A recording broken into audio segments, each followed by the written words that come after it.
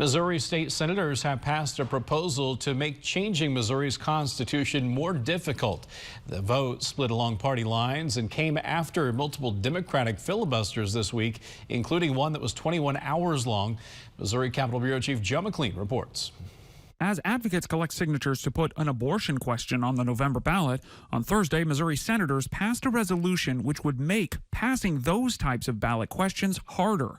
Right now, it only takes a statewide majority to pass. Under this resolution, a constitutional amendment would also need to win in at least 5 of the 8 congressional districts in Missouri. Republicans have said the move is meant to protect voters from being tricked by well-funded out-of-state entities. The Missouris I'm talking to, they want to protect their constitution. They don't like the idea that these out-of-state powerful special interests are coming into Missouri, spending a ton of money lying to the people of our state. But this policy has divided conservatives, many of whom say the IP process is the strongest mechanism citizens have to supersede the state legislature. Ben Singer leads the bipartisan group Show Me Integrity. Politicians and special interests in Jefferson City are trying to take away majority rule and have an attack on the people's power to hold our leaders accountable through the initiative petition process. Fred Steinbeck is a veteran Republican, a former mayor of Chesterfield and the former finance director for Governor John Ashcroft. I believe that this is an issue that is taking away the freedom of the people and taking away from one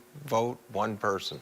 Even Governor Ashcroft vetoed changes to the IP process in 1992, saying at the time, quote, "It is through the initiative process that those who have no influence with elective representatives may take their cause directly to the people. The General Assembly should be reluctant, therefore, to enact a legislation which places any impediments on the initiative power which are inconsistent with the reservation found in the Constitution."